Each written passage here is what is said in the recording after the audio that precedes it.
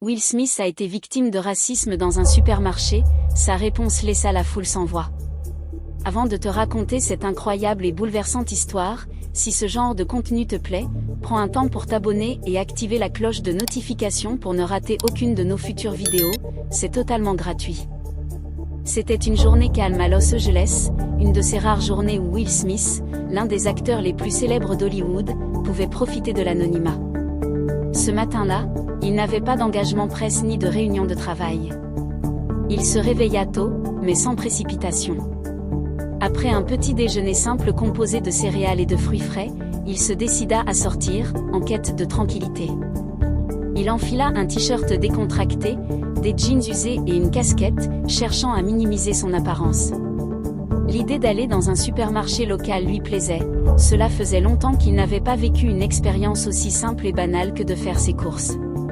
Will voulait vivre une journée comme tout le monde, loin des tapis rouges et des regards incessants. Arrivé au supermarché, il s'engouffra dans les allées, s'imprégnant de l'atmosphère familière de l'endroit. Les étagères étaient bien garnies, les employés s'affairaient à remplir les rayons, et quelques familles s'y promenaient tranquillement. À cet instant précis, Will se sentait totalement invisible, comme une simple personne parmi d'autres. Il n'avait pas l'intention de faire des vagues, il était là pour acheter quelques produits de base, rien de plus. Alors qu'il déambulait dans l'allée des céréales, un petit éclat de voix perça le calme de la scène. Il tourna lentement la tête, cherchant l'origine du bruit. C'était une vieille dame, d'apparence fragile et un peu bougonne, qui le fixait intensément. Au début, Will pensa qu'elle regardait simplement l'étagère des produits, mais il comprit rapidement que ce n'était pas le cas. La dame n'avait d'yeux que pour lui, et son expression semblait déplaisante. Elle s'avança vers lui, son visage marqué par l'âge mais aussi par une dureté inhabituelle. « Vous, là-bas avec votre chapeau », dit-elle d'une voix forte, attirant ainsi l'attention de quelques clients autour. Will, légèrement surpris, se retourna, croyant qu'elle s'adressait à quelqu'un d'autre. Mais non, ses yeux étaient bien braqués sur lui.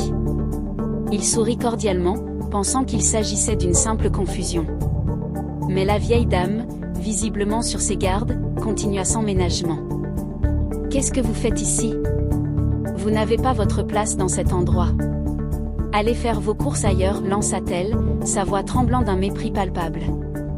Le ton était sec, et dans ses yeux, il y avait une hostilité que Will n'avait pas rencontrée depuis longtemps, du moins pas dans un endroit aussi banal qu'un supermarché. Les autres clients avaient commencé à s'arrêter et observer la scène, une gêne palpable envahissant l'air. Le regard de Will se posa brièvement sur eux, et il sentit la tension monter. Will sentit un frisson parcourir son dos. La situation était étrange, inconfortable, et ses pensées se bousculaient. Pourquoi maintenant ? Pourquoi moi ? Se demanda-t-il. Il n'avait pas eu de confrontation publique avec le racisme depuis longtemps, et encore moins dans un endroit aussi ordinaire. Il prit une profonde inspiration pour garder son calme. Après tout, il n'était pas là pour répondre à la haine par la haine. Pourtant, la vieille dame ne s'arrêtait pas. « Les gens comme vous n'ont pas à être ici. Vous prenez la place des vrais citoyens », lança-t-elle encore, comme si ces mots étaient plus une insulte qu'une simple réprimande. L'impact de ces paroles frappa Will comme un coup de poing. Le supermarché, si ordinaire quelques instants plus tôt, était désormais un terrain de tension. Le regard des clients était partagé entre la curiosité et la gêne. Les murmures commencèrent à se faire entendre, et la vieille dame n'en avait pas conscience. Elle restait figée dans sa conviction. Will, choqué mais maître de lui-même, répondit calmement, « Je pense qu'il y a un malentendu ici. Je suis simplement ici pour acheter mes courses, comme tout le monde. » Mais la dame, loin d'adoucir son ton, en rajouta une couche, refusant de considérer ses paroles. L'esprit de Will se mit à bouillonner. Il sentait la colère monter en lui. Ce genre de confrontation raciste n'était pas nouveau dans sa vie, mais ici, dans ce supermarché, la situation semblait presque irréelle. C'était comme si l'absurdité du moment le frappait de plein fouet. Il prit quelques secondes pour réfléchir avant de répondre. Il savait que la manière dont il allait réagir allait définir non seulement ce moment, mais peut-être aussi l'image qu'il renverrait à la foule présente. « Il faut que je garde mon calme », se dit-il. Répondre avec calme et sagesse, voilà la meilleure chose à faire. Il se tourna de nouveau vers la vieille dame, son regard se faisant plus grave. Les murmures autour d'eux se calmaient peu à peu, les regards des spectateurs attendant sa réponse. Will savait qu'il devait trouver les mots justes, non pas pour l'attaquer, mais pour éclairer la situation. « Madame, commença-t-il d'une voix posée mais ferme, je comprends que vous ayez des opinions. Mais je vous assure que je ne suis pas ici pour prendre quoi que ce soit, ni votre place, ni quoi que ce soit d'autre. Je suis juste un homme qui fait ses courses. Et si je suis ici, c'est grâce à mon travail, à mes choix, à mon parcours. » La foule se tut alors complètement, absorbée par les mots de Will. Il continua, sa voix se renforçant par la conviction qui émanait de ses paroles. « Ce n'est pas la couleur de ma peau qui détermine ce que je fais. Ce qui fait qui je suis, c'est ce que je choisis d'accomplir, les valeurs que je défends, et l'effort que je mets dans ce que je fais. Et croyez-moi, ce n'est pas la haine qui va me faire reculer.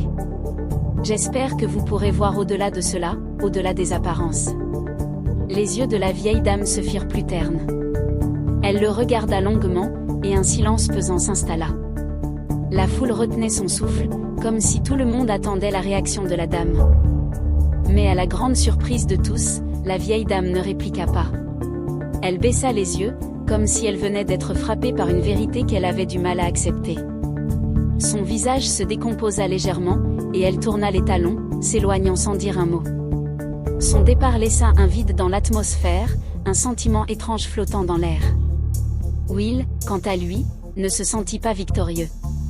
Il n'avait pas cherché à humilier cette dame, il n'avait fait qu'exprimer un principe fondamental, l'égalité humaine. Mais la situation restait lourde, et il savait que ce genre de confrontation ne disparaissait pas aussi facilement. Cependant, il avait la sensation d'avoir répondu correctement, en choisissant les mots et le ton adaptés. Les murmures de la foule commencèrent à se transformer en applaudissements discrets. Certaines personnes s'approchèrent de lui, félicitant sa réponse. Une jeune femme, d'une vingtaine d'années, lui dit en souriant, « Vous avez été incroyable. » C'est exactement ce qu'il faut dire face à la haine. D'autres personnes se mirent à discuter entre elles, échangeant leurs impressions. L'atmosphère dans le supermarché se détendit peu à peu.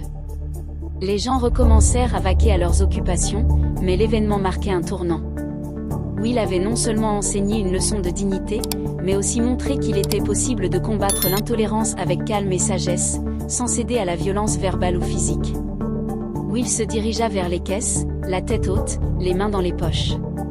Alors qu'il s'apprêtait à sortir, un jeune garçon, sans doute dans ses 15 ans, s'approcha timidement. « Monsieur Smith, dit-il, les yeux brillants, vous êtes un héros. Ce que vous avez dit, c'était puissant. » La morale de cette histoire réside dans la manière dont une confrontation potentiellement violente ou choquante peut être transformée en une opportunité d'enseignement et de réflexion profonde. À travers le calme et la dignité qu'il a su maintenir face à l'attaque raciste de la vieille dame, Will Smith nous rappelle que la véritable force ne réside pas dans la réponse immédiate ou dans la colère, mais dans la capacité à répondre à l'injustice avec sagesse et humanité. Dans un monde où la haine et les préjugés continuent d'alimenter des divisions, il est essentiel de se souvenir que chaque action et chaque mot compte. L'histoire montre qu'affronter le racisme ne doit pas nécessairement se faire par la confrontation violente ou la rancune, mais plutôt par l'empathie et la conviction que la dignité humaine doit primer sur l'intolérance. Will, par sa réaction mesurée, n'a pas seulement réagi à une situation de discrimination, mais il a lancé un appel plus large à l'ouverture d'esprit, à la remise en question des stéréotypes et à la reconnaissance de la valeur de chaque individu, indépendamment de sa couleur de peau. C'est une invitation à remettre en question nos propres biais et à comprendre que, au-delà des différences, nous partageons tous une humanité commune. Ce n'est pas en combattant la haine par la haine qu'on la surmonte, mais en choisissant de répondre avec une dignité qui dépasse les préjugés. Le vrai courage réside ainsi dans la capacité à se montrer plus grand que l'intolérance et à semer des graines de changement, dans l'espoir qu'elles germeront dans les cœurs et les esprits des autres.